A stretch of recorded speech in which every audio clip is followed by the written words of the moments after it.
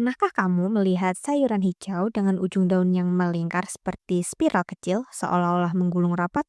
Sayuran itu sering kita kenal dengan nama pakis atau paku-pakuan. Meski sering dianggap hanya tumbuhan liar di tepi sungai atau rawa, ternyata pakis punya cerita panjang. Bahkan bisa disebut salah satu tanaman purba yang masih bertahan hidup hingga hari ini. Bukan cuma soal bentuknya yang unik, tapi juga soal manfaat, ragam masakan, hingga bagaimana dunia memandangnya. Nah, di episode kali ini, kita akan berkenalan lebih dekat dengan pakis. Mulai dari asal-usul, sejarah, kandungan gizinya, kelebihan dan kekurangan, sampai hal-hal unik yang mungkin belum kamu tahu. Selamat datang di channel Kenalan Yuk! Di sini kita akan ngobrolin berbagai hal menarik yang ada di sekitar kita, mulai dari makanan, tanaman, sampai benda sehari-hari yang sering luput dari perhatian. Kalau kamu suka belajar sesuatu yang baru dengan cara yang ringan dan menyenangkan, yuk klik subscribe, like, dan aktifkan lonceng notifikasinya. Oke, kita mulai dari asal-usul dan sejarah pakis dulu ya. Pakis adalah salah satu kelompok tumbuhan tertua di bumi. Para ilmuwan memperkirakan tumbuhan paku atau pakis sudah ada sejak lebih dari 360 juta tahun yang lalu loh, jauh sebelum tumbuhan berbunga muncul. Artinya, ketika dinosaurus masih berkeliaran di bumi, pakis sudah ada dan menghijaukan hutan-hutan purba. Menariknya, struktur pakis hampir tidak berubah nih sejak jutaan tahun lalu, yang menunjukkan betapa kuatnya mereka beradaptasi dengan lingkungan. Di Indonesia, pakis dikenal luas dengan berbagai nama daerah. Di Sumatera sering disebut paku miding. Di Kalimantan disebut kalakai. Di Bali dikenal sebagai sayur paku. Sementara di daerah lain kadang cukup disebut pakis saja. Habitatnya ada di tempat lembab seperti tepi sawah, bantaran sungai, hingga hutan rawa. Saking mudahnya tumbuh, masyarakat lokal sejak lama sudah memanfaatkannya sebagai bahan pangan sehari-hari. Kalau kita bicara gizi, jangan anggap remeh pakis. Menurut data dari USDA atau United States Department of Agriculture dan juga penelitian di Asia Tenggara, dalam setiap 100 gram pakis muda terkandung sekitar 43 kalori, 5 gram protein, 5 gram karbohidrat, dan hanya 0,4 gram lemak.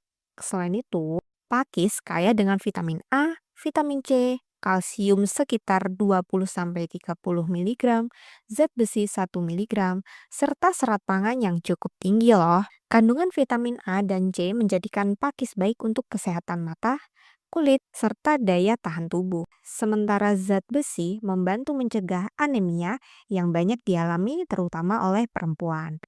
Seratnya mendukung kesehatan pencernaan sehingga cocok dikonsumsi rutin. Bahkan, beberapa studi menyebutkan bahwa ekstrak pakis memiliki efek antioksidan dan antimikroba yang berpotensi melindungi tubuh dari radikal bebas. Kelebihan lain pakis adalah ketersediaannya. Karena tumbuh liar, pakis mudah didapat tanpa perlu lahan khusus loh. Harganya juga terjangkau. Di beberapa pasar tradisional, sekilo pakis bisa dibanderol hanya sekitar 10.000 sampai 15.000 rupiah. Tapi ini tergantung daerah dan musimnya juga ya. Meski banyak kelebihannya, pakis juga punya sisi lain nih. Tidak semua jenis pakis bisa dimakan. Ada beberapa spesies yang mengandung zat berbahaya. Misalnya bracken fern atau pakis elang yang ditemukan di beberapa negara. Mengandung senyawa pitiaquiloside yang bersifat karsinogenik atau bisa memicu kanker jika dikonsumsi terus-menerus dalam jumlah besar. Untungnya, jenis pakis yang biasa dikonsumsi masyarakat Indonesia tergolong aman, apalagi kalau dimasak dengan benar. Hanya saja, pakis cepat sekali layu setelah dipetik. Idealnya, pakis dimasak dalam waktu kurang dari 24 jam setelah dipanen agar rasa dan teksturnya tetap segar. Kekurangan lainnya, bagi sebagian orang, pakis bisa menimbulkan rasa gatal di tenggorokan kalau tidak dimasak sempurna. Salah satu daya tarik utama pakis ada pada bentuknya.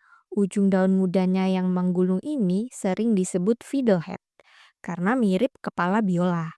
Bentuk ini bukan hanya cantik, tapi juga menandakan bahwa pakis masih muda dan empuk untuk dimakan. Begitu daunnya membuka lebar dan tua, teksturnya jadi keras, kurang nikmat, bahkan bisa agak pahit. Keunikan lain adalah rasanya. Tidak seperti bayam yang cenderung lembut atau kangkung yang agak berlendir. Pakis punya tekstur renyah, agak garing tapi tetap empuk saat dikunyah.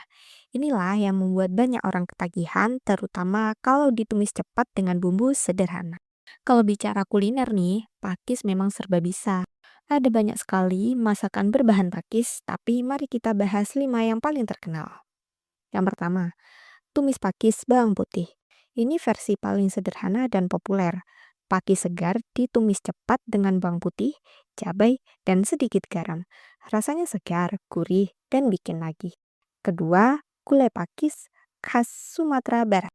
Pakis dimasak dengan kuah santan kental dengan bumbu lengkap ala Minang.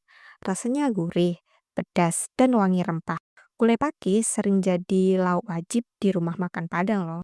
Ketiga, ada urap pakis.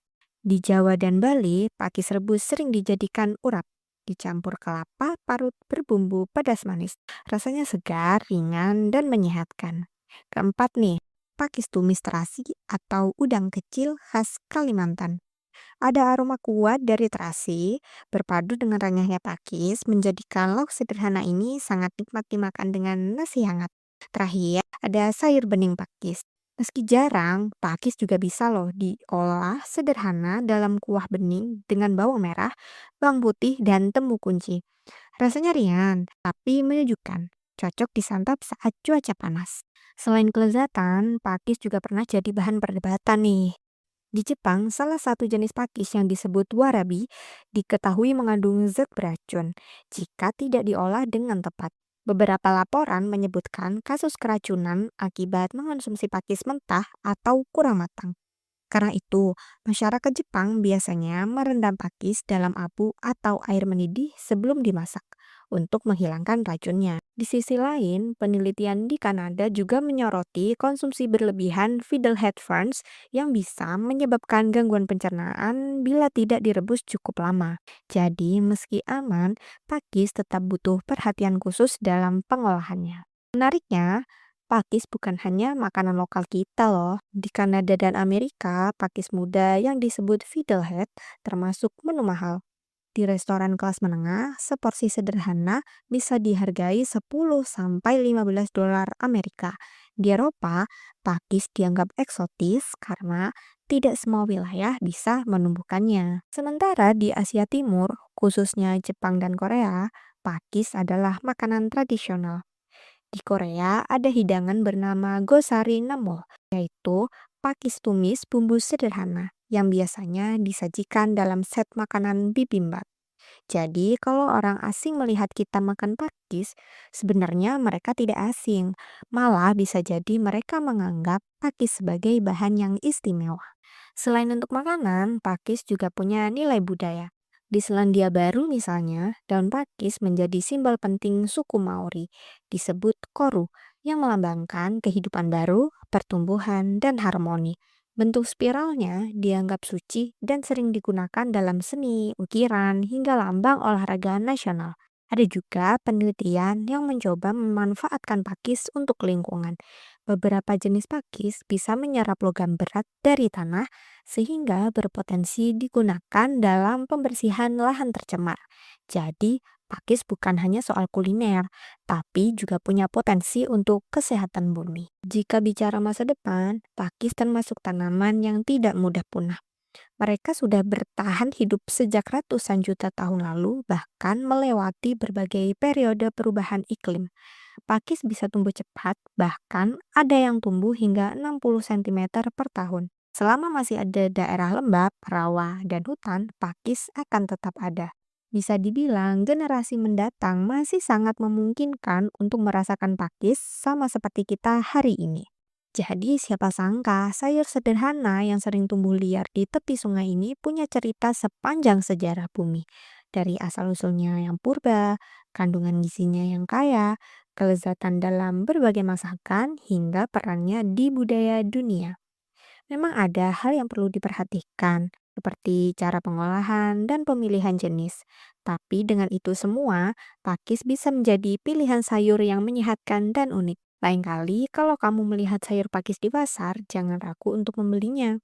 Karena dari sepiring pakis, kita bisa menikmati bukan hanya rasa segar, tapi juga sejarah panjang dan filosofi kehidupan yang diwariskan oleh alam. Kalau menurut kalian, hal sederhana apa yang sering bikin penasaran tapi jarang dibahas? Tulis di kolom komentar ya, siapa tahu bisa kita angkat di pembahasan berikutnya. Kalau ada hal-hal yang perlu direvisi atau diluruskan, silakan juga tulis di komentar. Mohon maaf kalau ada kesalahan dalam penyampaian, karena channel ini juga masih terus belajar bareng kalian. Jangan lupa like, share, dan subscribe. Kenalan yuk untuk konten seru dan edukatif lainnya. Sampai jumpa di video selanjutnya.